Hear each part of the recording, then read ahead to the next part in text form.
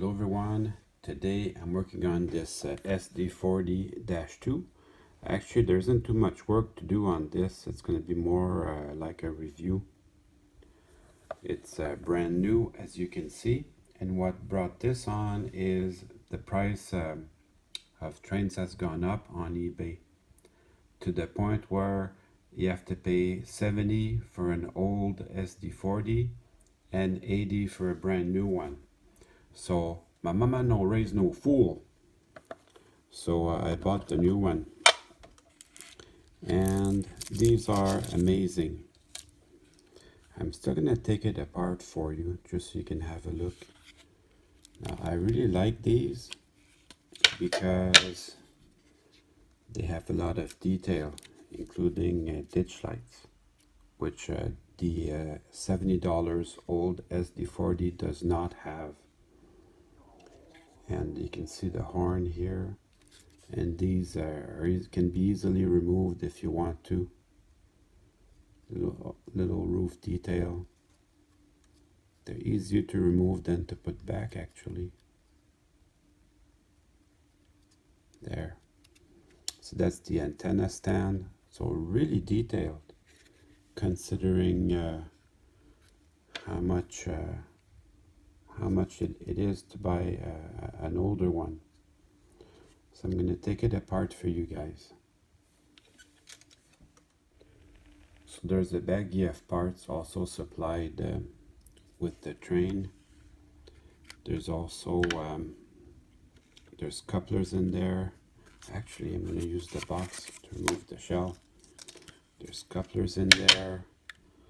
There's pins for the magnetic action, which I don't really use.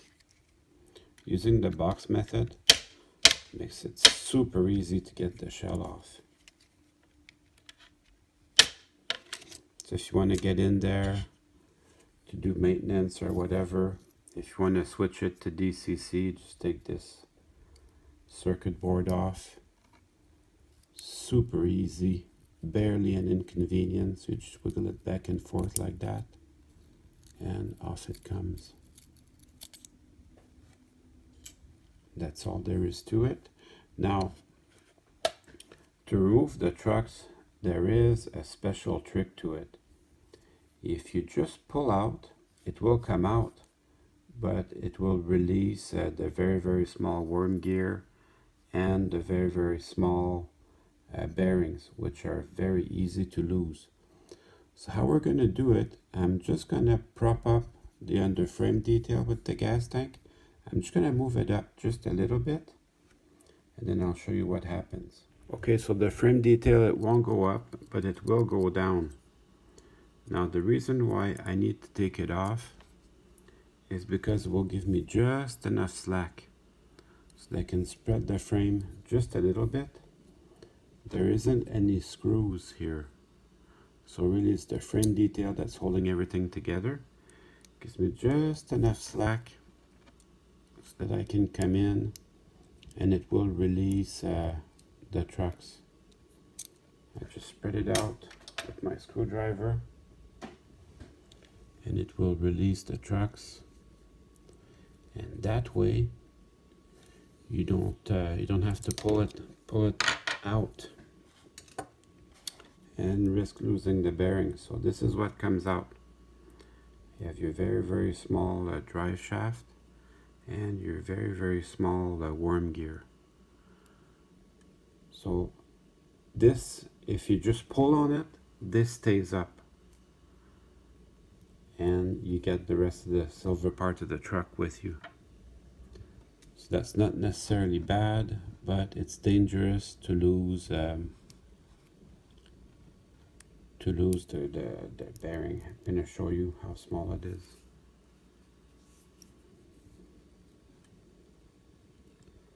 So this, definitely you want to sweep your floor before you get into this. It's very easy to lose.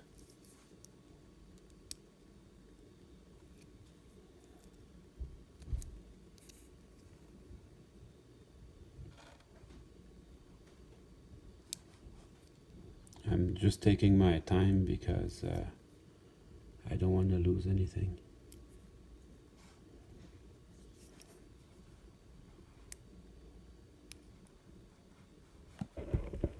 Now here we go. So this part stays in the engine if you just pull.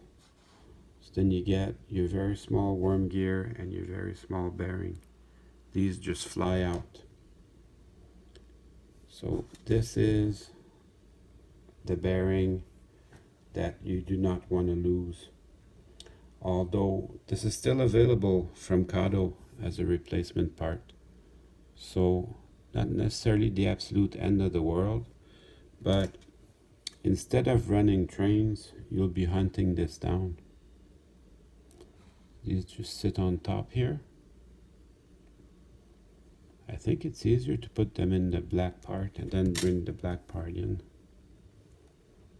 as far as I can see. So it's obviously brand new, this engine. Everything's nicely done, nicely clean and lubricated, and you can expect to have years of fun with this without any problems. But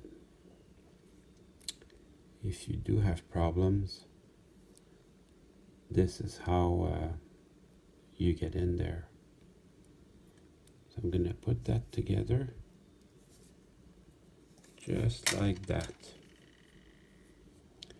And these are actually, believe it or not, these are meant to be easy to put back. You can check it with your finger. For the people at the factory, these are meant to be easy to put back. So you get in there, you put everything back, put your frame detail back to where it goes. That should just snap back in there. Super easy, barely an inconvenience. I've got my frame detail back. So for people at the factory, they just wiggle the drive shaft in. They just put it close to where it goes, and then you rotate your flywheels until you can feel it goes to its perfect place. Then it'll just snap in. Then it just snaps in like that. Boom, you're done. Brand new engine. So it's meant to be easy for people at the factory. So also if you want to convert it to DCC, super easy. And did I mention these run good? Super good running engine. So I'm just checking everything before I put the shell back on. Everything looks good. Oh, you know what I forgot? That little pin here.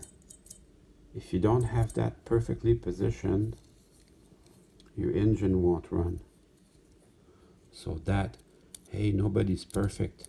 I like making mistakes on camera like that, because it'll show you guys who are afraid to get in there that I'm not perfect, and that it's okay to make mistakes. We all make mistakes, and maybe it'll give you the desire to try it. I've seen this go better, but I can do it. Just like the little engine that could. I think I can, I think I can, I think I can, I think I can. Oh my God. There's just some days like that. I'm going to do it off camera. I needed 2 screwdrivers, one to prop up the connection for the circuit board, and the other one to prop up, to put down the pin from the motor. Anyways, I did it. And now I can bring my shell.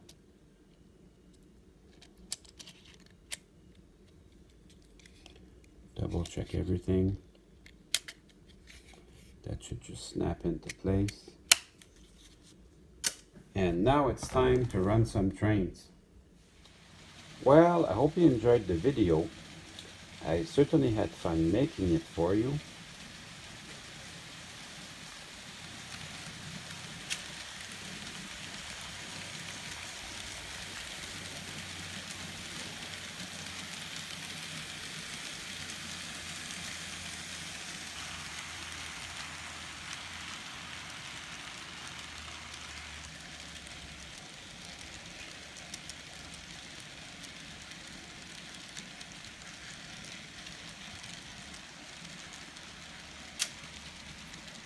See you soon.